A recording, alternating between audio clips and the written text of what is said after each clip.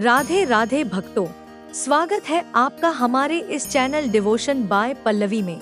भक्तों, आज है षट्तिला एकादशी, तो आइए जानते हैं व्रत की पूजन विधि, उसके बाद सुनेंगे व्रत कथा। पूजन विधि।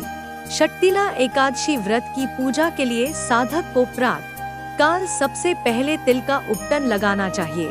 इसके बाद तिल मिश्रित जल में थोड़ा सा गंगा जल मिलाकर स्नान करना चाहिए।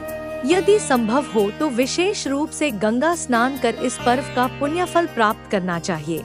हिंदू मान्यता के अनुसार षट्तिला एकादशी व्रत वाले दिन भगवान श्री विष्णु की विधि विधान से पूजा करते हुए तिल से बनी वस्तुओं का भोग तुलसी दल के साथ लगाना चाहिए। इसके बाद उसे ब्राह्मणों को खिलाकर स्वयं भी ग्रहण करना चाहिए।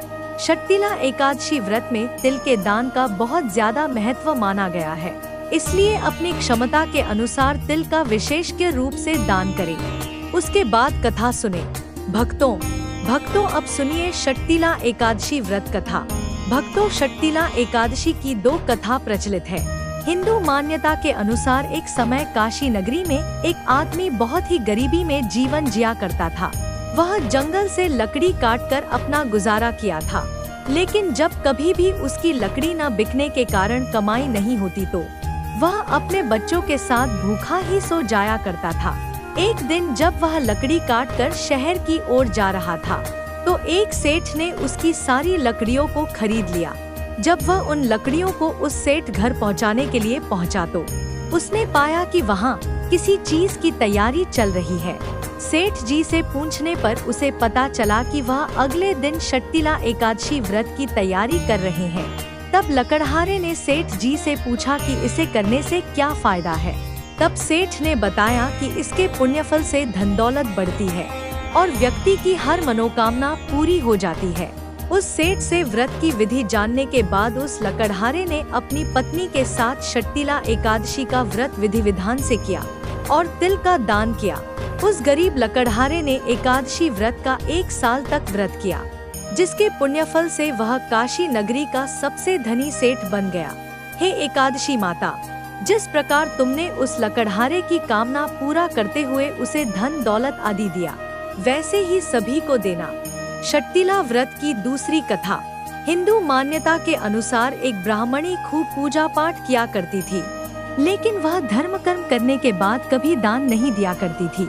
उसने अपने जीवन में कभी किसी को दान नहीं दिया। मान्यता है कि भगवान विष्णु उसकी पूजा से तो खूब प्रसन्न थे, लेकिन उनके मन में चिंता थी कि ब्राह्मणी पूजा के पुण्यफल से वैकुंठ लोक तो प्राप्त कर लेगी, लेकिन अन्न दान के बगैर वहाँ वह भोजन कैसे प्राप्त करेगी। यही सोचकर एक दिन वह उसके पास भिक्षा मांगने पहुँच गए। जब उन्होंने ब्राह्मणी से भिक्षा मांगी तो उसने अन्न न देकर एक ढेला दे दिया। मान्यता है कि कुछ समय बाद जब ब्राह्मणी का शरीर पूरा हो गया तो उसे वैकुंठ लोक प्राप्त हुआ, लेकिन वहां उसे खाने को कुछ न मिला तो वही दुखी होकर श्री हरि के पास और इसका कारण पूछा। तब भगवान विष्णु ने न सिर्फ उसकी गलती बल्कि उसे सुधारने का उपाय बताते हुए कहा कि तुम वैकुंठ लोक में देवियों से पूछकर षट्तिला एकादशी का व्रत करो और पूजा के बाद इस तिल का विशेष रूप से दान करो।